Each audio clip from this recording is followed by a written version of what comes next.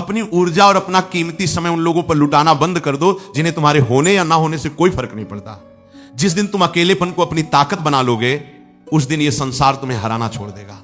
तुम अपना सारा समय, अपनी सारी भावनाएं और अपनी सारी प्राथमिकताएं उन लोगों को सौंप देते हो जो असल में तुम्हारी कद्र ही नहीं करते। तुम उनके लिए दौड़ते हो, उनकी एक पुकार पर अपना सब कुछ छोड़कर खड़े हो जाते हो, और बदले में तुम्हें क्या मिलता है? सिर्फ उपेक्षा, अपमान और यह एहसास कि तुम्हारी कोई अहमियत नहीं है। तुम ये क्यों नहीं समझते कि जो व्यक्ति तुम्हारे समय की, तुम्हारे समर्पण की कद्र नहीं कर सकता, वो तुम्हारे प्रेम के योग्य ही नहीं है। हम अक्सर इस भ्रम में जीते हैं कि अगर हम किसी को अपना बहुत सारा समय देंगे, उसकी हर बात मानेंगे, उसके लिए हमेशा उपलब्ध रहेंगे, तो वो इंसान भी हमसे उतना ही प्रेम करेगा और हमारा सम्मान करेगा। लेकिन वास्तविकता इसके बिल्कुल विपरीत होती है।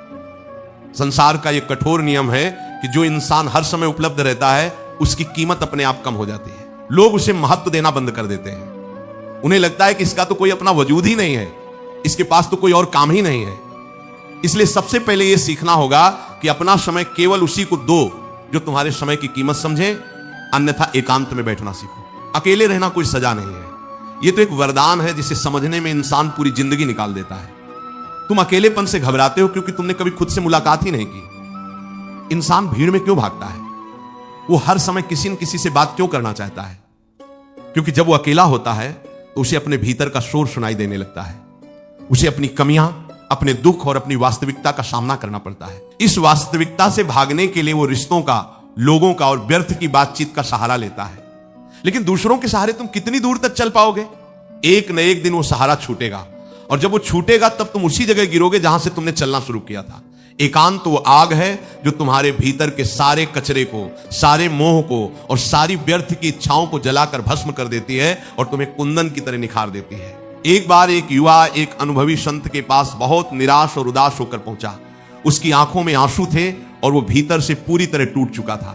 उसने संत से कहा कि मैंने अपना पूरा जीवन, अपना सारा समय और अपनी सारी कमाई अपने मित्रों और संबंधियों पर लुटा दी। मैंने कभी अपने लिए कुछ नहीं सोचा, बस उन्हें खुश करने में लगा रहा। लेकिन आज जब मेरे जीवन में कठिन समय आया है, जब मुझे उनकी आवश्यकता है, तो कोई मेरे साथ नहीं खड़ा है। मैं बिल्कुल अकेला हो गया हूं। मुझे लगता है कि मेरा जीवन ही व्यर्थ हो गया है। संत मुस्कुराए, उन्होंने उस युवा के कंधे पर हाथ रखा और उसे एक अंधेरे कमरे में ले गए। वहां उन्होंने एक दीपक जलाया। जैसे ही दीपक की लौ उठी, उस युवा की परछाई दीवार पर स्पष्ट रूप से उभर आई। संत ने कहा कि इस परछाई को ध्यान से देखो, ये तुम्हारे ही शरीर से जुड़ी है, ये तुम्हारा ही हिस्सा है। इतना कहने के बाद संत ने उस दीपक को बुझा दिया। कमरे में फिर से घना अंधेरा छा गया और वो परछाई भी गायब हो गई। संत ने बहुत गहराई से समझाते हुए कहा कि जब तुम्हारे जीवन में सफलता, धन और खुशी का प्रकाश होता है, तो ये दुनिया इस परछाई की तरह तुम्हारे साथ चिपक जाती है। लेकिन जैसे ही दुख, संघर्ष और पतन का अंधकार आता है, तुम्हारी अपनी परछाई भी तुम्हारा साथ छोड़ देती है। तो तुम इन बाहरी लोगों से क्या उम्मीद करते हो? इंसान का सबसे सच्चा साथी केवल उसका अपना कर्म और परमात्मा है। यह छोटी सी घटना हमें जीवन का बहुत बड़ा सत्य सिखाती है। हम अपना सारा समय उन परछाइयों को पकड़ने में लगा देते हैं जो केवल सुख के प्रकाश में हमारे साथ होती हैं। समय इस संसार की सबसे मूल्यवान संपत्ति है। तुमने जो पैसा खो दिया, वो तुम दोबारा कमा सकते हो। तुमने जो संपत्ति गंवा दी, वो फिर से हासिल की जा सकती है। लेकिन जो समय तुमने किसी ऐसे इंसान पर खर्च कर दिया जो तुम्हारा था ही नहीं, वो समय ब्रह्मास्त्र चलाने पर भी वापस नहीं आ सकता। तुम्हारा समय तुम्हारे जीवन का ही एक टुकड़ा है। जब तुम किसी को अपना समय देते हो, तो तुम उसे अपनी जिंदगी का वो हिस्सा दे रहे होते हो जो तुम्हें कभी वापस नहीं मिलेगा। क्या तुम इतने सस्ते हो कि कोई भी आकर तुम्हारा समय चुरा ले जाए?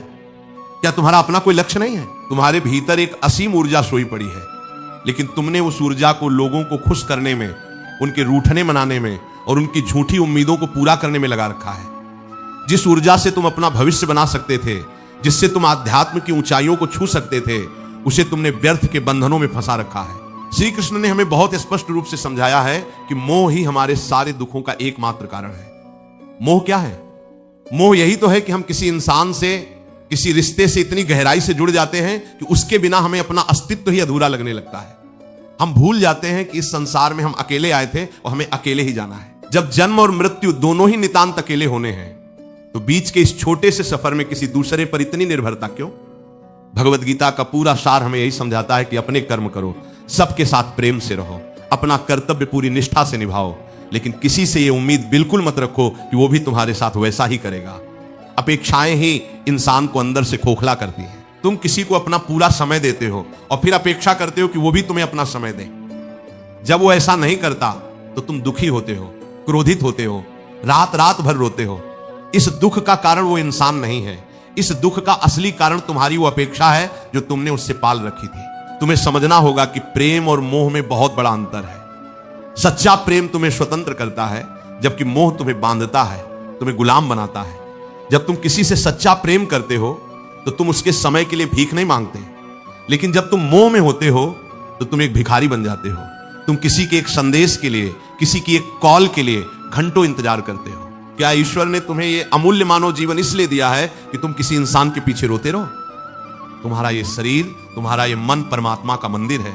इसे किसी ऐसे इंसान के लिए क्यों अपवित्र कर रहे हो जिसे तुम्हारे आंसुओं की कोई परवाह ही नहीं है?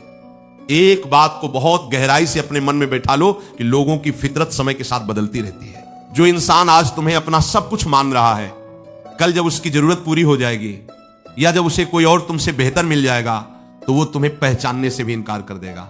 ये इंसानी स्वभाव है, इसमें कोई आश्चर्य की बात नहीं है। जब तुम किसी के लिए अपना सब कुछ छोड़ देते हो, अपनी उन्नति, अपना काम, अपना ध्यान, सब कुछ एक ही व्यक्ति पर केंद्रित कर देते हो तो तुम अपना अस्तित्व ही खो देते हो। और जिसका अपना कोई अस्तित्व नहीं होता, संसार उसका कभी सम्मान नहीं करता।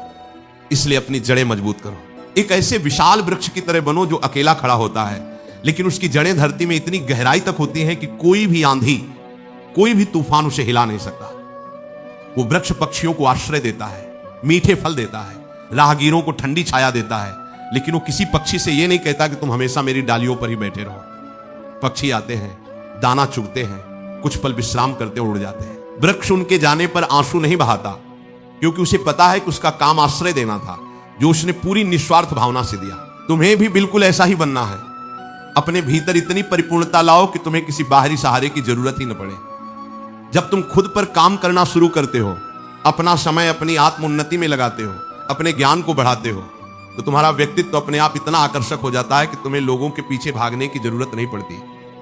लोग खुद तुम्हारे पास आना चाहते हैं, तुमसे जुड़ना चाहते हैं। लेकिन जब तुम उस आध्यात्मिक और मानसिक अवस्था तक पहुंच जाओगे, तब तुम्हें किसी की आवश्यकता ही महसूस नहीं होगी, क्योंकि तब तुम ये जान चुके होगे कि असली आनंद, असली शांति बाहर की इस झूठी भीड़ में नहीं, बल्कि भीतर के उस गहरे एकांत में है। एकांत में ही इंसान को परमात्मा की आवाज सुनाई देती है।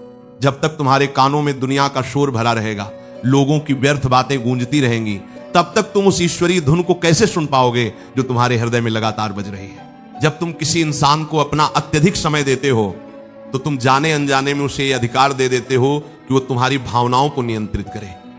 उसका एक संदेश तुम्हें दुनिया की सबसे बड़ी खुशी दे देता है, और उसका एक दिन बात न करना तुम्हें गहरी उदासी और अवसाद में धकेल देता है। क्या तुम्हारा जीवन इतना सस्ता है कि उसका रिमोट कंट्रोल तुमने किसी और के हाथ में सौंप दिया है? इसे गुलामी नहीं तो और क्या कहेंगे। ये कोई शारीरिक गुलामी नहीं है जो जंजीरों से बांधी गई हो, ये मानसिक और भावनात्मक गुलामी है जो तुमने खुद अपने गले में डाल रखी है। और जो इंसान अंदर से गुलाम है, वो चाहे महलों में क्यों न रहे, वो कभी शांति का अनुभव नहीं कर सकता। अपनी ये आजादी वापस लो, अपने समय पर, अपनी भावनाओं पर अपना अधिकार जमाओ। जब तुम खुद तय करोगे कि तुम्हें अपना समय किसे देना है, कितना देना है और कब देना है, तब तुम अपने जीवन के वास्तविक राजा बनोगे। यह वैराग्य नहीं है कि तुम अपना घर परिवार छोड़कर जंगलों में चले जाओ। सच्चा वैराग्य तो यह है कि तुम इस संसार में रहो, सबके साथ रहो, लेकिन इस संसार को अपने भीतर मत रहने दो। कमल का फूल कीचड़ में खिलता है, पानी में रहता है, लेकिन उसके पत्तों पर पानी की एक बूंद भी नहीं टिकती। तुम्हें भी उसी कमल की तरह बनना है। रिश्ते निभाओ, लेकिन उनमें इतने मत डूब जाओ कि खुद को ही भूल जाओ। कभी कभी जीवन में ऐसा मोड़ आता है जब इंसान चारों तरफ से खुद को बिल्कुल अकेला पाता है। जिन लोगों पर उसने सबसे ज्यादा भरोसा किया होता है, जिनके लिए उसने अपना सब कुछ दांव पे लगा दिया होता है, वही सबसे पहले उसका साथ छोड़ देते हैं। उस समय इंसान बहुत बुरी तरह टूट जाता है। उसे लगता है कि उसके जीवन का अंत हो गया है, अब आगे कोई रास्ता नहीं बचा है। लेकिन अगर आध्यात्मिक दृष्टि से देखा जाए तो ये वो क्षण होता है जब परमात्मा तुम्हारे सबसे करीब होता है। ईश्वर जब किसी को अपने पास बुलाना चाहता है, जब वो चाहता है कि इंसान इस झूठी मोह माया के जाल से बाहर निकले, तो वो उसके जीवन से उन सभी झूठे सहारों को बेरहमी से छीन लेता है जिन पर उसने आंखें बंद करके भरोसा कर रखा था। ये कोई सजा नहीं है, ये एक बहुत बड़ी ईश्वरीय कृपा है। जब संसार के सारे दरवाजे बंद हो जाते हैं, तब इंसान मजबूर होकर थक हार कर अपने भीतर का दरवाजा खोलता है, और वही भीतर का दरवाजा सीधा परमात्मा के पास जाता है। इसलिए अगर आज तुम अकेले हो, अगर लोग तुम्हारा साथ छोड़ गए हैं, या अगर तुम्हें लगता है कि कोई तुम्हारे समय और तुम्हारे निस्वार्थ प्रेम की कद्र नहीं कर रहा है, तो रोने और शिकायत करने की बजाय उस ईश्वर को धन्यवाद दो। उन्होंने तुम्हें एक बहुत बड़े धोखे से, एक बहुत बड़े भ्रम से हमेशा के लिए बचा लिया है।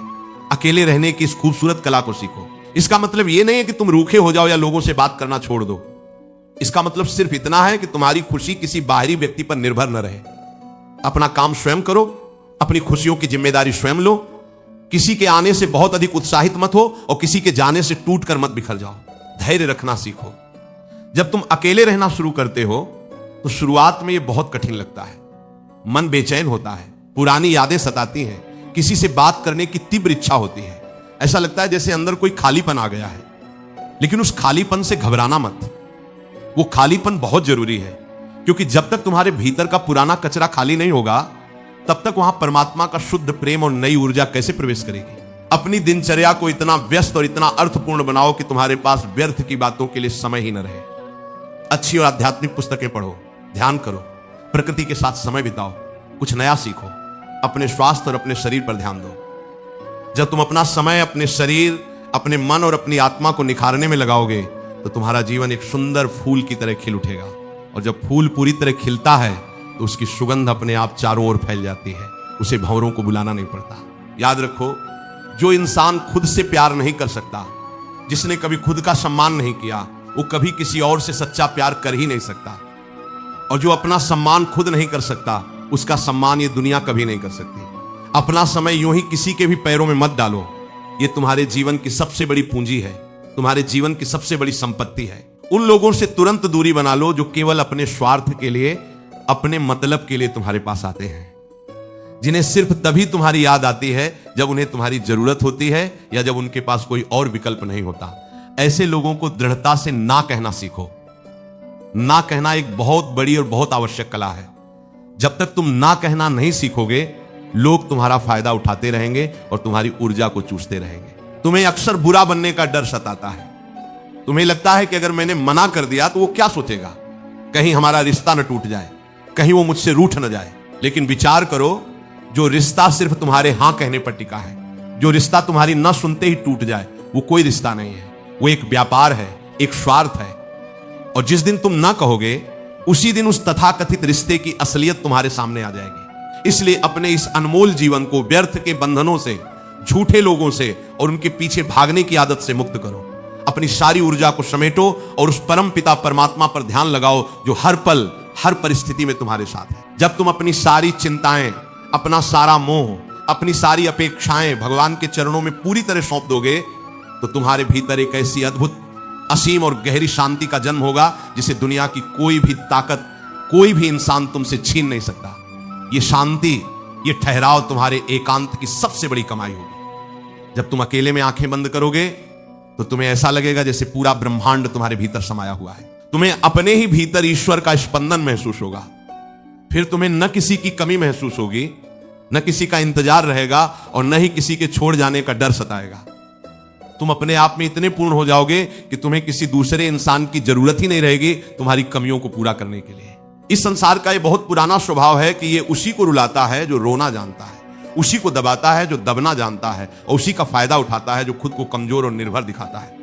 जिस दिन तुम अपनी ऊर्जा को समेट कर अपने भीतर केंद्रित कर लोगे, अपनी कीमत पहचान लोगे, ये संसार तुम्हारे सामने झुक जाएगा। इसलिए आज और अभी से अपने मन में एक कठोर संकल्प लो कि तुम अपना कीमती समय, अपनी पवित्र भावनाएं किसी ऐसे इंसान पर बर्बाद नहीं करोगे जो तुम्हारा सम्मान नहीं करता, जो तुम्हारे आंसुओं की कद्र नहीं करता। तुम अकेले रहना सीखोगे, अपने एकांत से प्रेम करोगे और अपने एक एक पल को अपनी आत्म उन्नति, अपने ईश्वर की खोज में लगाओगे। ईश्वर तुम्हारे हर कदम पर, तुम्हारे हर संघर्ष में तुम्हारे साथ है। बस तुम्हें अपने भीतर उसकी शांत आवाज को सुनना है और उस पर पूर्ण विश्वास करना है। जीवन का असली आनंद अपनी पहचान को किसी और के लिए खोने में नहीं, बल्कि खुद को पहचानने में और खुद से जुड़ने में है। अगर आपको मेरी ये बातें अपने हृदय की गहराइयों तक पहुंचती हुई महसूस हुई हैं और आपको इससे अपने जीवन में कुछ सकारात्मक बदलाव लाने की, अपने अकेलेपन को अपनी ताकत बनाने की प्रेरणा मिली है, तो कृपया इस वीडियो को लाइक करें। इस ज्ञान को, जीवन बदलने वाले इस प्रकाश को केवल अपने तक सीमित न रखें, बल्कि इसे अपने परिवार और मित्रों के साथ अवश्य शेयर करें ताकि वे भी इस सत्य को समझ सकें और अपने जीवन को व्यर्थ होने से बचा सकें। हमारे चैनल को सब्सक्राइब करें और बेल आइकन दबाएं ताकि आपको ऐसी ही आध्यात्मिक, गहरी और जीवन को सही दिशा देने वाली बातें हमेशा मिलती रहें। अपने मन के भावों को व्यक्त करते हुए कमेंट में पूरे भाव और प्रेम के साथ राधे राधे अवश्य लिखें। राधे राधे। जय श्री कृष्ण।